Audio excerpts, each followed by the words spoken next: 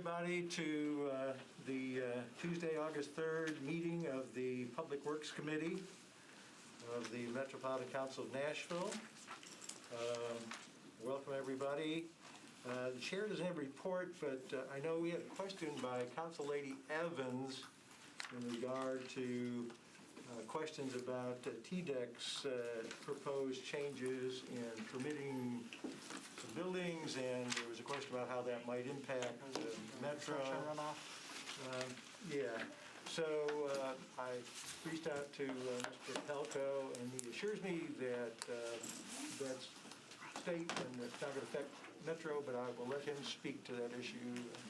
Tom, you're up. Thanks, Chairman. So in Davidson County, if you're going to do, say you're going to do a 5-acre project in Davidson County, you have to get a construction general permit from TDEC, and then you also have to get a grading permit from us. And in Nashville, we are much more restrictive than the state is.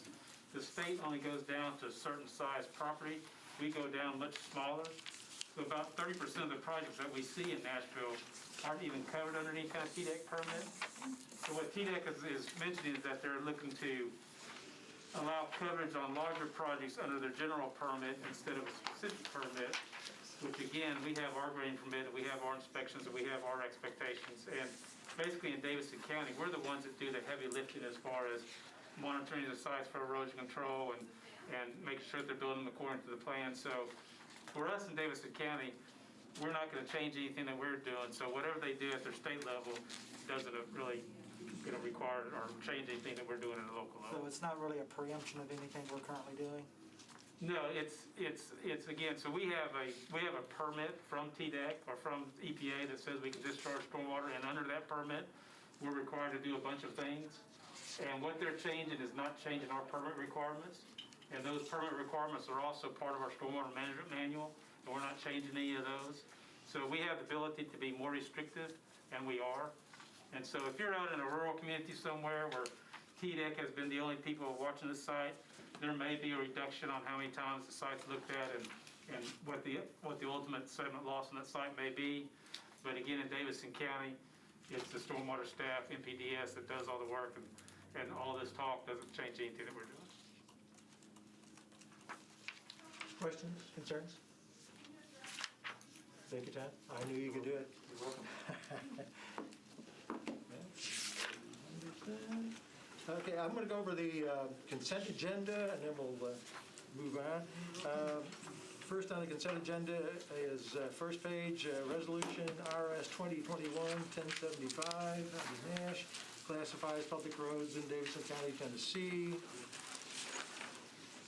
Then again on page 3 at the bottom, Bill 2021-836, Gamble, Murphy, and Nash, accepts new sanitary water, sewer water main, sanitary sewer manholes, fire hydrant assemblies and easements for 3 properties located on Brick Church Pike and Dickerson Pike, also known as Mulberry Downs Phase 3. On page 4, Bill number 2021-837, Road, Murphy, and Nash, accepts new public water main and fire hydrant assembly for property located at 3634 Central Pike. Bill number 2021-838, Van Reese, Murphy, and Nash, abandons existing public sanitary sewer main and easements to accept new sanitary sewer and water main and sanitary sewer manholes, fire hydrant assemblies, and easements for property located at 218 Maplewood Trace. And last, Bill number 2021-839, Hager, Murphy, Nash, negotiates and accepts permanent and temporary easements for the Rayon Drive Stormwater Improvement Project for 8 properties located on Rayon Drive, Scenic View Road, and Bridgeway Avenue, and have a letter to approve from Councilmember Hager. Any concerns about any of those items on the consent agenda? Second. So did you have 1076 and 1077? I did not. Any other questions, concerns? We have a motion and a second. Could Mr. Massimo list out by memory all the public roads in Davidson County for us? Mr. Massimo apparently couldn't get to the right room. I was sitting in the big room, and finally I went, "Is Public Works in here?" And they went, "Oh no, they're around." Okay. All those in favor say aye. Aye. Opposed, like sign. Okay, so I've got 1, 2, 3, 4, 5, 6, 7, 8 people here. 8-0 for the consent agenda. Okay, on to Resolution 2021-1076. And I wondered if we might be able to take 1076 and 1077 together. They're kind of both grant applications going to our NDOT and kind of speak to getting our NDOT underway. Anyway, Resolution 2021-1076, Taylor, O'Connell, Toombs, Nash, and Allen, SWORA, approves the application for a rebuilding of American infrastructure with sustainability and equity RAISE grant from the U.S. Department of Transportation to the Metro Department of Transportation and Multimodal Infrastructure to conduct a people and data-centered approach to design, implementation, and redefine tactical urbanism projects and plan for permanent infrastructure with significant community engagement in North Nashville. And then Resolution RS 2021-1077, Toombs, Nash, and Hancock approves the application for a congestion mitigation and air quality improvement grant from the Tennessee Department of Transportation and Metro Department of Transportation Multimodal Infrastructure to implement a modern, fully functional transportation management center to increase enhancement, management, and maintenance of the Nashville transportation structure. Both of those, yes, Councilor Yonge? Hi, Chair. I have a question about 1077, please. Okay. Okay. So CMAQ grant is related to air quality, obviously. And Mr. Massimo, we've heard a lot about this Transportation Management Center. And we've seen from your email that some of the early positions you're bringing into NDOT are to staff that.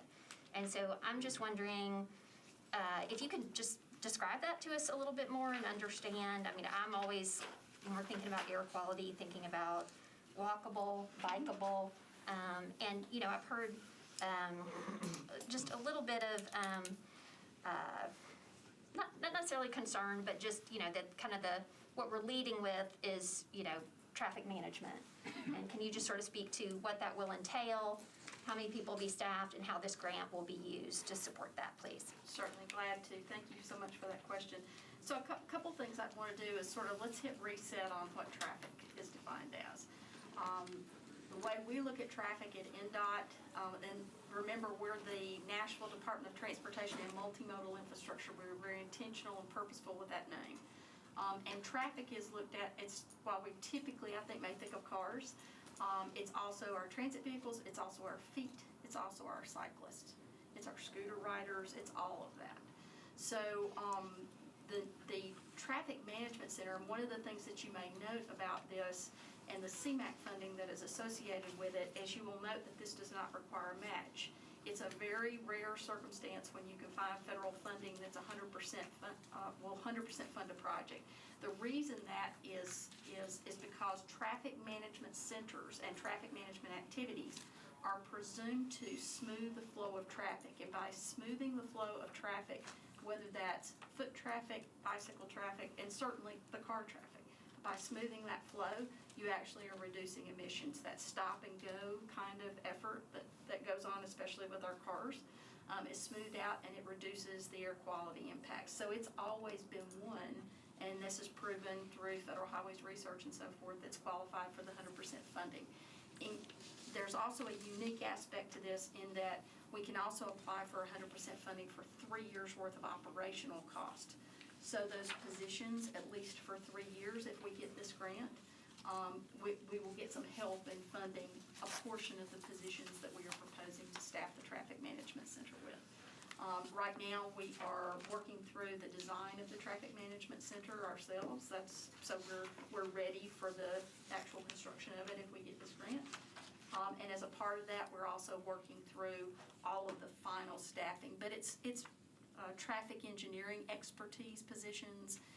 It's people that deal in intelligent transportation software. It's that technology end of things. In addition to field personnel that you also have heard about. Some of our, I know that there was a question during the budget process about signal pole techs.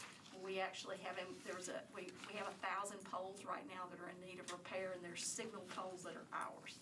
They don't belong to utility companies. So all of this funding, including that which has been committed to to us through your efforts and the efforts of the mayor's office in the budgetary process will be used to stand that up. What we anticipate, council member, is that by having a modern traffic management center that will enable us to more efficiently and effectively interact with the traffic management system, and that's our signals, our crosswalks, all those pieces and parts that actually make up our traffic management, how do we manage our traffic flow system, that by being able to do that, we will certainly improve the ability of people to get to and from the places that they need and want to go, but more importantly, we're going to improve safety. So very exciting opportunity here, and especially exciting that this one could potentially be 100% grant funding for us. Appreciate that. May I just ask a follow-up question, Chair? So the amount of funding, and you mentioned staffing, but is there capital investment? You know, where is this center? I mean, you speak to the technology, the techs. I mean, is there a physical space? And then as well, can you speak to, and I think I would hope, Chair, maybe our committee could get a future report on this as you kind of start to build that in. But, you know, I want to make sure, to your point, you know, is it a traffic management center? Is it a transportation management center? You know, queue jump for buses, pedestrian lead intervals. Like, I mean, I want us to be using that technology to make sure we're hitting the multimodal stuff, not just moving cars. So can you speak to kind of the physical stuff and then the priorities given this funding? So physically, this will be located in the Howard Building. If you have been in that building, there's actually a location now with a video wall. If you've been in it, when you go in the front, I'm trying to remember now exactly. I'm trying to think of exactly what room that they call it now, and I don't recall what the room number You go is. down the stairs to go in on that. Yes, and primary there's level? a room with the video wall in it. John, do you remember what they call that room now? Just at the Delta room at the Center of Responsible Energy. Thank you. Yeah. Thank you. Okay, there we go. And the room is already equipped with a video wall. I will tell you, it is a much outdated video wall connection, and the cable, all the technology's got to be updated. But that's the room where it will be located. And I would also, one of the things that I think we're really proud of is the very first technology, one of the very first grants that we applied for while we were still developing the transportation plan, but we were promoting the fact that it was impending heavily. You recall we got a grant for Charlotte Avenue ML Corridor, and it was a Smart Corridor grant. That Smart Corridor grant is for transit prioritization. So, I mean, we were thinking multimodal even then. So I just wanted to, and it also improves pedestrian crosswalk safety, and it improves vehicular flow for other, cars and other modes of travel. But I would remind us that we are being very intentional and purposeful about exactly what you're describing, and we're more than happy. In fact, we'd be excited to continue to give progress reports as this moves forward. Thank you so much. Absolutely. If we get the grant, and hopefully we will. Absolutely. It's an application, folks. Anything more on maybe the first part? There's a question. Yeah. Jim, on the 1076, the RAISE grant, Yes. thank you, Ms. DeMassimo, for being here and discussing these. I think these are potentially, right, the aggregate impact of these, I think I'm right between Councilmember Henderson's skepticism about just thinking narrowly about traffic, but also the optimism about doing both congestion mitigation and air quality. On the RAISE grant in particular, my concern is a little bit different. It looks like the two deliverables there are the Nashville Activator Platform and a Community Data Governance Plan. And I guess with this one being focused in North Nashville, and we've already had some kind of discussion around this in terms of the participatory budgeting process, if I'm just, probably the most basic technocratic analysis of what this sounds like is a website, an online collaborative planning portal. And I worry if our deliverable there, if we think, hey, we're going to high five when we've got this platform developed, that it doesn't necessarily represent the most equitable forum for engagement for folks in areas where we have seen quite a bit of digital divide. And I want to make sure that this is more than a website and, like a data plan, effectively, I guess. Absolutely. Thank you very much for that question. So you're aware that we have been working with, and you've heard this report in other, I think, venues, that we've been working with the Smart City Council on the Activator platform, but it's really, up until this point, really been keenly focused on how we handle flooding. and especially flooding in vulnerable communities. We've been doing an extensive amount of work there to build upon the success of things that the water department has already been doing and stormwater has already been doing. What this particular tool will do, and I know that the description that's in here is probably, it's a much shortened version of this, but I'll walk through a little bit more of the information here. So this is a way to link infrastructure to outcomes that improve mobility, climate resilience, safety, economic competitiveness, and reaching community members who don't normally come out to meetings. And it does that through the use of technology-built environment data.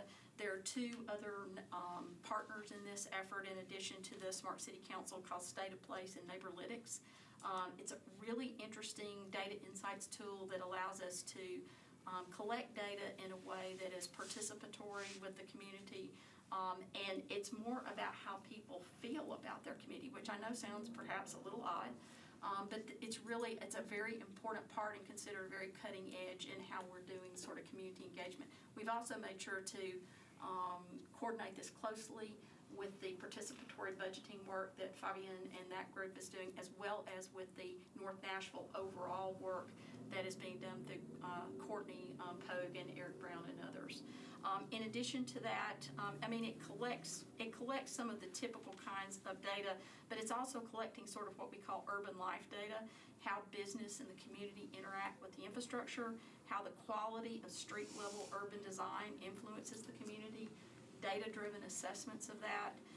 It tells a quantitative story of some of the community-led narratives that we get through more traditional community outreach processes, and make sure that we sort of integrate that quadruple bottom line of social, environmental, health, and economic values.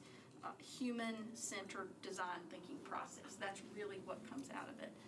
Very cutting edge, and it layers on top of the other work that we're doing.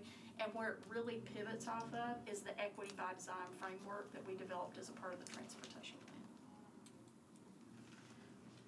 Council Lady Gamble. Thank you, and thank you for that explanation. Just to follow up on Councilman O'Connell's question, so this is building the platform to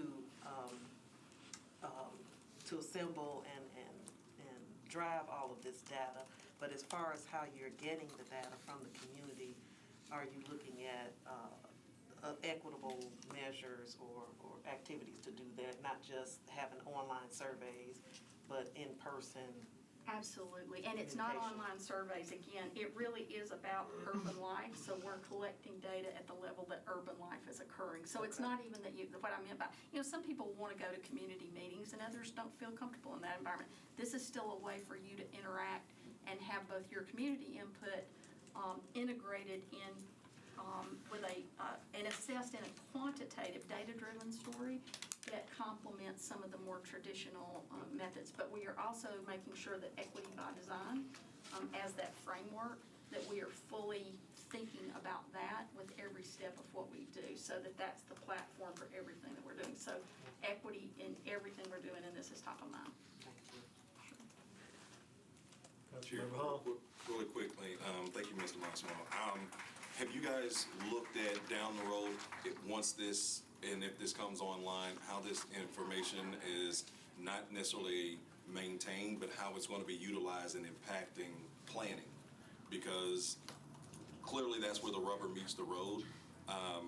Planning is met with community data on a regular basis, and it doesn't always meet the outcome that the community wants. And so has this been factored in, or is there a conversation that's been happening with planning as to how they will be able to utilize or better utilize this type of data?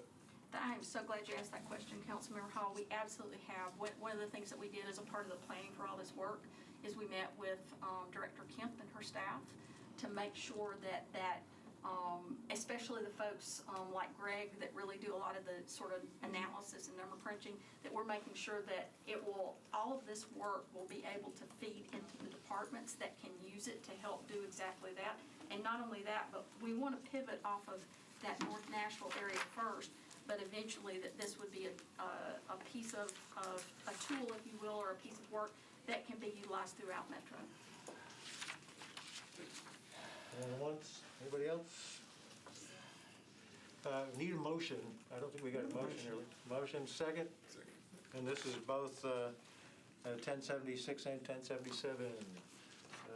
Seeing no more discussion, all those in favor, vote by saying aye. Aye. Opposed, like sign. Let's see, we now have 1, 2, 3, 4, 5, 10. 6, 7, 8, 9,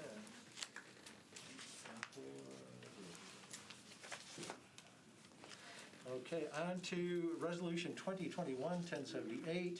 Toombs, Nash, Bradford, Hancock, and Allen approves the application for community compost and food waste reduction pilot projects grant from the United States Department of Agriculture, Office of Urban Agriculture, Innovative Production to the Metro Water Sewage Services Department to reduce food and waste going to landfills by piloting a community food scrap drop-off collection program at public facilities.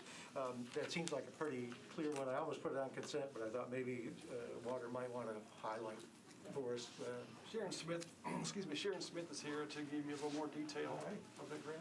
Yes, I would absolutely love to talk about it. Food waste is one of the areas, besides construction and demolition waste, that we can really make an impact. We can make an impact not only by what we do at home, but by participating in taking food waste for those who don't want to compost in their backyard to drop-off sites. Right now, all of our 4 convenience centers where the drop-off sites are in the eastern part of Davidson County. And there's nothing out west at all. So part of what we're trying to do is have this more equitably distributed. If we get this grant, we're going to work to have more community compost sites. Councilmember Allen was instrumental in helping us get our first community compost site, which is on Hillsborough Road at the Trinity Presbyterian Church. Church. And there are others of those going up. We're also looking at ways that we can get further out where people are, considerably farther away from convenience centers, and they don't want to compost in their backyard. But in addition to this, the thing that I'm the most excited about is that we're also wanting to pilot food waste collection in Metro buildings where Metro employees are working so that we can start educating internally, and those folks can then go out and help us educate the community. We had piloted food waste collection at the Public Works Administration building, and it was a very small environment, probably less than 30 people. And we are going to start at the Metro Water Services admin building without this grant. I mean, that's just something that we're going to do anyway, and in a very slow, thoughtful process. But we want to bring on other buildings. Laurel Creech and her folks have food waste collection at the Center Responsible Energy. Yeah. yes, and once again, it's a small pilot because food waste contamination becomes such an issue. So we have to educate our own employees. We want to educate the public. It's easy, and it is one of the biggest ways that we as individuals, besides driving, can impact climate change, because the thing in landfills that causes greenhouse gas is the food waste as it's biodegrading. So we appreciate your support of this application. 2 questions, Chair. Go ahead. First question, could you just kind of describe the containers that the food is collected in? I'm assuming it's not an open container. Is it sealed so that you're not getting all the smell? So in our buildings, we had in the Public Works building, administration building, we had it was probably a 13-gallon metal can with a lid that closed all the way. And then we had a certified compostable bag. That container was usually emptied once a day. And we would encourage employees in the building to bring food waste from home. We had somebody once bring a whole bunch of pumpkins after Thanksgiving. And I kindly pointed them to the larger container outside of the building. And then outside the building is a cart very similar to your trash and recycling carts at home. Although at the convenience centers, we have some small dumpsters and things like that. So it really depends on the volume. But inside the building, absolutely. It's going to be something that closes, and it's going to be emptied really regularly. Just like if you weren't separating it, if all that stuff went in the trash in the building, you'd want to empty that every day because it will cause the same problem. Well, and the follow with the outside containers, are they closed so that critters can't get into it and then end up themselves being composted? That brings up a whole, public, Metro Water Services now does the dead animal collection, right? Okay, that was, yeah, sorry. To your question, most of those parts they don't seal, but they sit, all the way down. At the Public Works building, we never had, and we had a possum on the property. I've got a picture if anybody's interested, but they never got in the container. So the whole idea, and if it's a dumpster, it's going to be even harder because they'll have a stronger closing lid. It's possible, but less likely. And once again, those are being emptied every week, so it's not sitting there for long periods of time. The second question I was going to ask is, do you kind of already have an idea of what metro buildings, if this pilot goes through, that you're going to look into? Because I could kind of see Metro Public Schools being a good partner because of the foodways that come from our schools. So are we looking at maybe utilizing some of our schools as sites? That's a possibility. Sometimes, though, it's a little harder to wrangle all of those people in the school. And once again, it has to be clean material. Or, we're investing in a pilot that just everything ends up going in the trash. So we're probably going to start smaller than schools for the pilot, because what we're also working on is what types of communication work best at getting people to understand. And I'm not like a heavy-handed top-down. I want people to, it's okay if you don't want to, but if you do, only put these things in the bin or it's going to go in the trash. And that's one reason why we're going to start small. Palco is going to be part of our pilot program. He doesn't know it yet because we're starting on the 5th floor. He's one of the organics. He may take another 2-week vacation here once we get started. I don't know. Hey, Kathleen? I would just say there is a school in Westmead, I think it's Westmead Middle School, that's got some really enthusiastic composters. It is, there. yeah, So and- absolutely, that might be one too. And this is kind of unrelated to the grant, but we have offered, but see, the school needs to take responsibility, and I know Karen will take responsibility. But at the beginning of last school year, I offered to pay out of our budget the food waste collection for one semester of their, if she could get the principal and everybody else on board. And then COVID happened, and so they weren't able to do that, but I will still offer Great. her that will pay for half of the collection separate from any grant, because piloting this and getting it successful in schools is very important. But everybody has to be on board. And they've been laying the foundation for a good while. I think Yeah. they've been doing a lot of education. She's amazing. Yeah, she is. Absolutely. Their librarian there is definitely a force. Leslie Bendick? Thank you, Chair. I would just say elementary schools seem to me a great place to start. I think the younger the kids, the more likely they're willing to comply, right, and follow the directions. So, and I would think any of our STEAM schools or other schools that might fall under that science side where they could see how composting makes a difference. Anyway, just food for thought. Pardon the pun. So I just kind of, there's a small container in the office, then it goes outside every day to the dumpster, and then where does the dumpster go once a week? Now, that's a very good question. So, in Ashland City, there is a compost facility. It is the only compost facility of its kind in probably all of Middle Tennessee, and it is operated by some very smart young men that spend a lot of time educating themselves. One of them used to work actually with me at Public Works, Jeffrey Ezel, and his brother Clay, and then they have another partner. And if council was ever interested in going out and seeing what it looks like to see, because this is, what they're doing is, there are a lot of ways to process food waste. And I would like to make the argument that the biosolids facility is a very good way of processing food waste, particularly in an urban area. What they're doing, which is open, aerated piles, is out in the open, in a more rural environment. It's less costly, but you will have, potentially some odor issues. So they have to manage it and keep the air going into those piles. It's absolutely fascinating. Of course, I find a lot of things related to trash fascinating. So.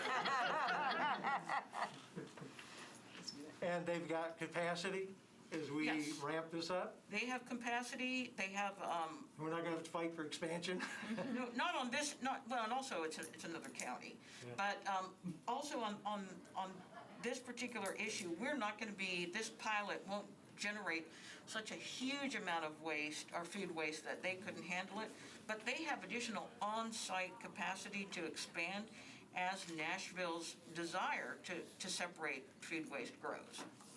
Well, I also don't think capacity would be an issue because composting produces a usable end product, so it's not like a landfill where it goes and sits there. We take the food waste there, it get composted, then people come get the compost for their gardens or their yards. Exactly. So I don't think we're gonna have to worry about. And you can buy the compost company's compost at the,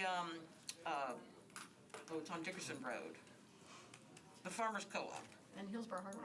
Oh, in Hillsborough Harbor, Well, excellent. I have a little the Nash family just got into composting, and I have a little composting down here. I assure you, the capacity is an issue. It will only take so much, and Mine has never filled up. It's Yeah. magic. Well, good. Just keeps on. All right. Any other questions, concerns, comments? Seeing none, do we have a motion? A second. Any further discussion? All those in favor, vote saying aye. Aye. Opposed, like sign.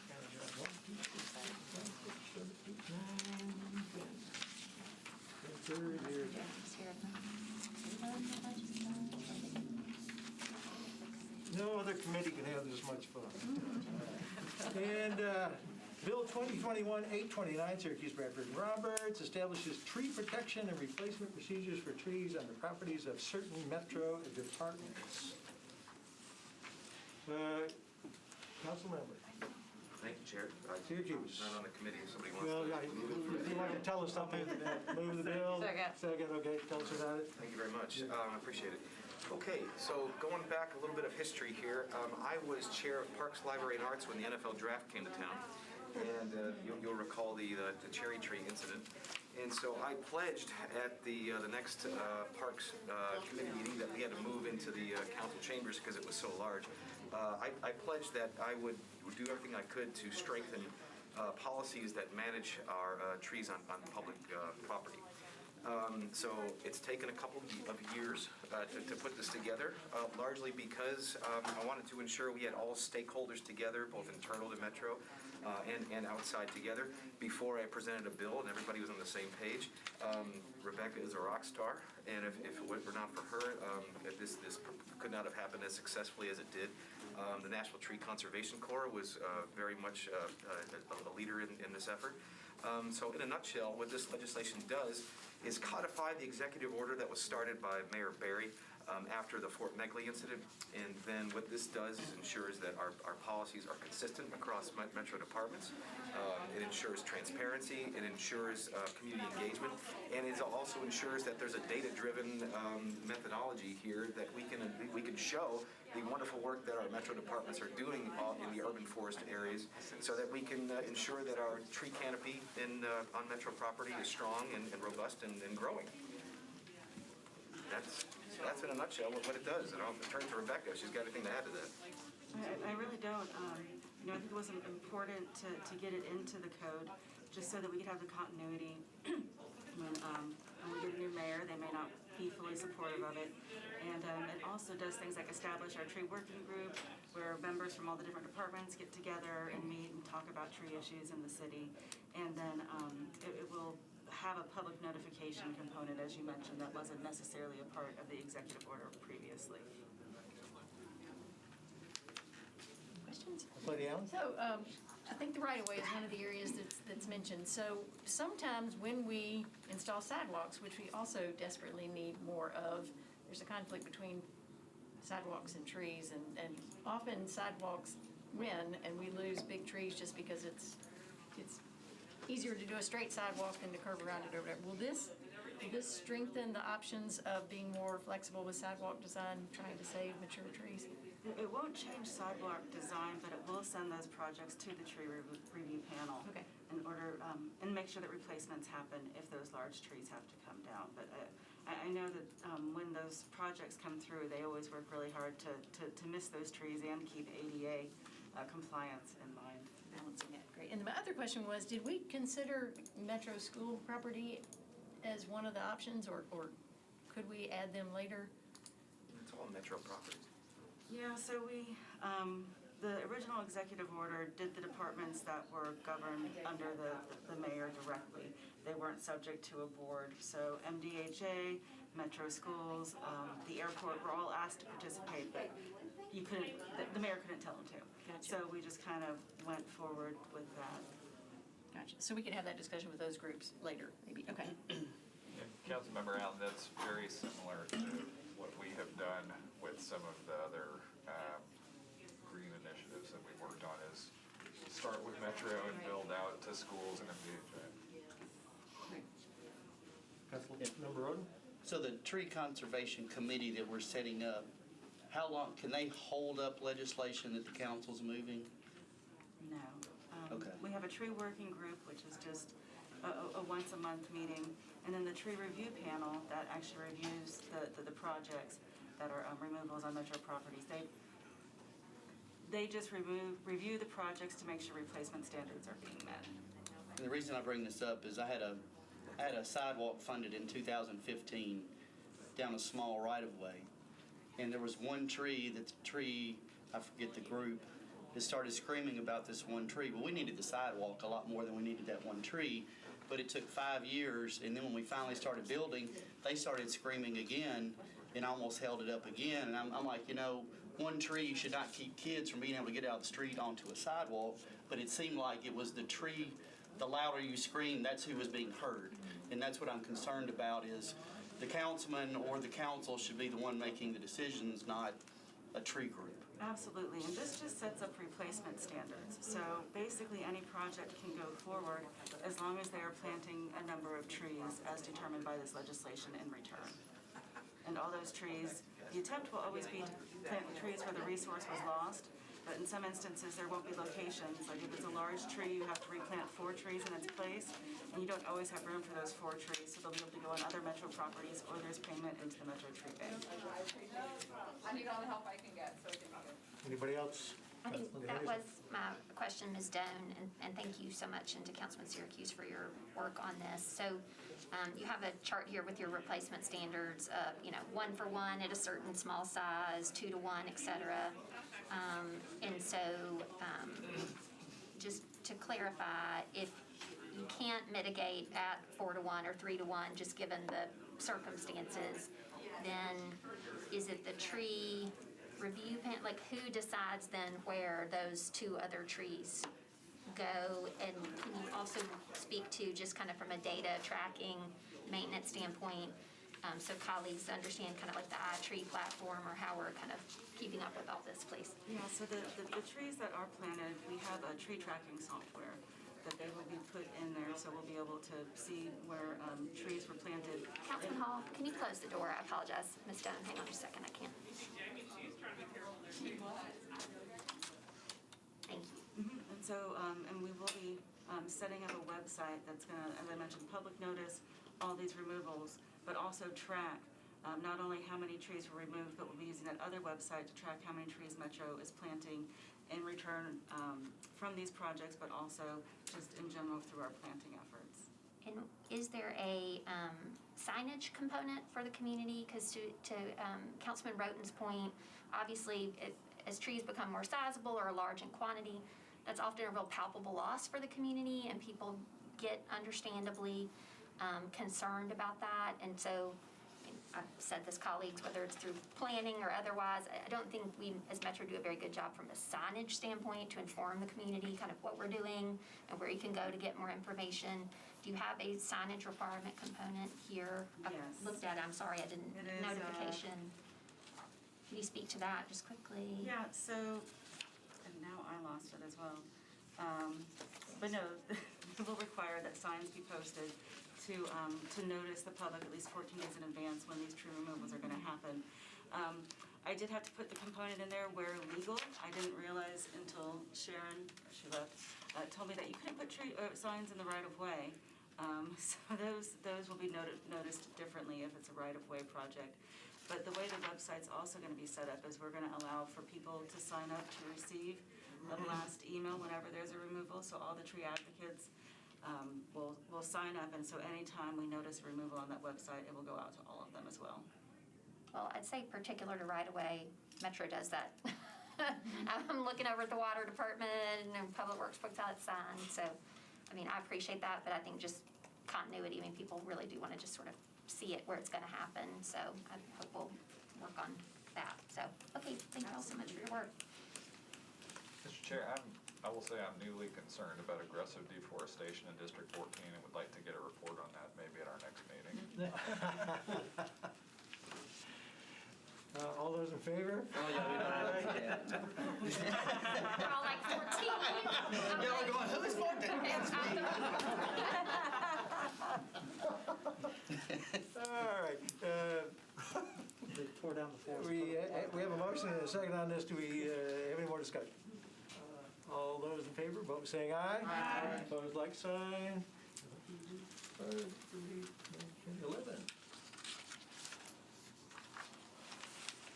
And last but not least, bill number 2021-835, Hall, Evans, Hager, Hauser, Swope, Toombs, Hurt, and Taylor requires the Metro Department of Water and Sewer Services to study sewer infrastructure in Nashville, Davidson County and provide a report to the Metro Council by July 1st of 2023. We have already approved by Councilmember Hager.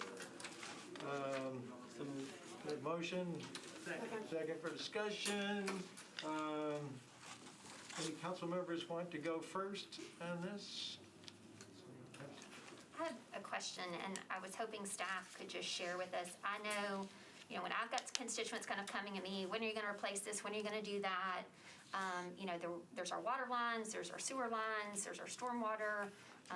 We get some weekly reporting, and I just feel like understanding kind of where this data lives, how it's reported out, and to whom, with what regularity. I think that kind of fits in with what you're saying, because I'm always a little concerned that kind of over the years, any particular council has requested a quarterly report or a monthly report and on this aspect, and then another council asked for a monthly report on this aspect, and sometimes I feel like we almost need kind of like a refresh and a reset, like where does all this live, so that we can get to it when we need to. And so I guess my question would be both kind of to Councilman Hall and to staff, how is this fitting in with the existing reporting and data process, if at all, and then can staff kind of respond to the same?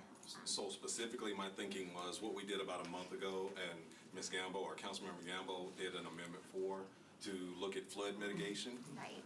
This is in line with that. It's just to close that circle specifically so that once at the same time we have all updated information and data, and that the goal of it was to take those monthly and annual reports that we're already getting and they're on file, and that they can just combine those. So, for example, if we were going to do just for 2021, at the end of this year, we'd already get a report.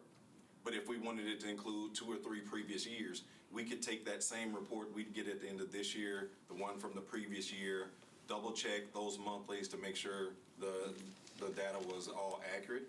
And basically what it would give us is what was done, what's still in the queue, what the cost for each thing was, and then what popped up during the course of the year while we were doing our normal course of business. And it just puts it as a ground zero to be able to track all of that and move forward from that point. And so since we did it for the T2, T3, and the whole county conversation around the stormwater and the water, now this is just saying we'll collect that same data, but this piece, because we left sewer out of the previous conversation. Okay, I appreciate that. And if I may, just a quick follow-up. Can I ask you just to follow on to that? So, when I ask staff or constituents ask, okay, well, you're coming through here with this major capital investment, replacing this sewer line, but over here on this street in your district, this line has busted 8 times, and so, I get in touch with staff, and Mr. Tucci says, okay, here's where all the stuff is, and so, is this going to be council only? Is it public facing? I mean, I think anytime, to your point, when you have something public facing, you say, okay, this is our hierarchical priority, but hey, if this busted 3 times this year, it may get bumped up, right? Like there's a little bit of the caveat. You want to be transparent and objective, but you want to have that kind of real time, to your point. You're so absolutely will this correct. only be to the council members, or will it have some sort of public No, it would be public. Okay. And the goal of that is, again, especially when we come around to budget time and we're talking about CIB and things of that nature, this just allows council members to track better with department and say, okay, and even to your point specifically, if we're talking about this one's broken 8 times, but you're working over here, that would be something you'd see in that report because it would say, here's what's already in the queue. We know if it's busted 8 times, those guys are on it, and they've got it somewhere in where, here's where we've spent time, energy, maintenance, cost, working on that. So all of that would simultaneously be available to us, and that helps us better prioritize come budget. Okay, thank you so much. Would the administration like to chime in on this legislation? Yeah, Jim Snyder, Metro Water. So what we currently have is we have a long-range sewer plan that has been approved by TDEC. It's been approved by EPA and Department of Justice as part of the Clean Water Nashville program. So that's already in place. And so, and also the council receives each year around the first of the year, maybe February, the projects that we did the previous year, the ones we're going to do that year, and the ones that we intend to do the next 5 years. And those reports have been going to the council for probably the last, I know at least probably the last 5 years. So that information is given. I mean, there is a plan in place, and then that information is given to the council around the first of the year. So we feel like that we are in our costs associated with those projects. Chair Nash, I'm sorry. I think we get so many reports, right? You're saying that, I'm like, oh yeah, I think I remember that. But real time in the moment, when somebody's saying, hey, our water line busted for the 5th time, why are you doing it over here? Then it's just like, staff help, and Mr. Tucci responds. So I guess what I'm talking about is kind of like the portal, the place, you know, whether staff's answering it or I point a constituent, that it kind of lives in real time is what I'm hoping to understand. Are those archived on the website? And in a digestible way, I would also say. It is a chore to track, to your point about the archive component, and find those. The easiest place that I found is, again, looking in monthly reports from any given year, and then looking in previous budgets. Because even during the process of when something gets allocated, you heard Councilman Roden a moment ago talking about a sidewalk that was budgeted, everything done, set up, but it never happened. You've got a lot of things like that where things are slipping through the cracks and we're having to go back and see, well, was this actually funded? When did this happen? What I'm asking is just to compile that data, and then we'd have it on our portal to where it's much easier us to hit a tab and say, if I'm looking for that data from this year or from this month, then the report that is approved by TDEC, we may have received that. I've never seen it. I would wager that most council members haven't, but if we can access it, it's probably in a different place, and that's where, to your point, where we're going to staff about every other thing, we're just trying to get some continuity to where everything, to your point, is digestible in one location, one report each year that includes all of the year's data that we've already received. And so I think the study that we're doing for the stormwater and water will cover that, and this is just, again, because we left sewer out of that conversation, it's just kind of going back and doing the exact same thing for it. That's good. Mr. Jameson? Chair Nash, thank you so much. The council has historically, for very legitimate reasons in terms of transparency and public information, requested a variety of reports, as Councilor Henderson notes, and the code is filled with recurring reports. In the last several years, those have morphed into just having an online presence so that it's not a snapshot that the council gets one time and then loses it in a stack of other papers. It's an online existence that is more of a perpetual presence. We had a good conversation with Councilman Hall. He had agreed to amend and defer, and we do look forward to that. And we think we can probably get somewhere. Right now, the way it's technically drafted, the concerns you heard from Mr. Snyder is not just that it somewhat duplicates reports that you've gotten before, it's also not cheap. This is a $2 million fiscal note, and we're hoping to see what we can do to avoid that concern. But with the understanding that we have an amendment forthcoming and a deferral forthcoming, I think we can get somewhere.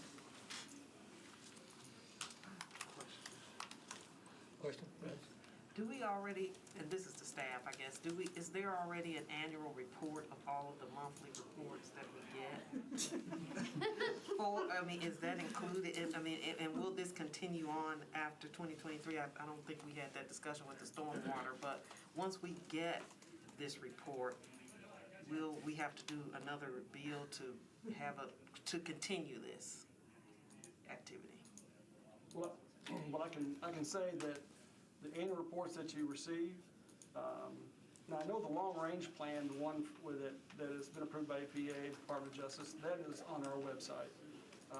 And then the reports that we send annually, we just felt that was a good idea to get that to the council members. There's no legislation that's required that. We just felt That's like, very helpful. we just thought that was a good idea to let you know what we did last year, what we did, what we're gonna do the next year, and over the next 5 years. So, and like I said, you've been receiving that, probably, I know at least probably the last 5 years, maybe 6, but I know 5. And so, The stormwater report that you get every October, it is mandated in the council action that set up the stormwater user fee. It's set in there on October 15th every year. Scott Potter would let the council know how we spent the money for the previous year. So that one is one that is currently mandated, and it does that every October. And then we send out the weekly thing, just because it's not mandated. If I'm hearing correctly, my sense is that the report you're asking for is already being done. And I wonder if a deferral might be appropriate here tonight, and bring the report with you, or send it to us this week, kind of refresh us, and let me see if maybe we're already there.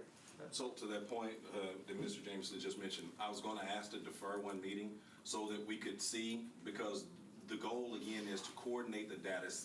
It's not that it doesn't exist, it's in different places, and it's not readable in combination, right? And so you're having to pick here, and here, and coordinate with staff to decipher at different points. So what we're talking about is creating one entity, one portal with all of that data there.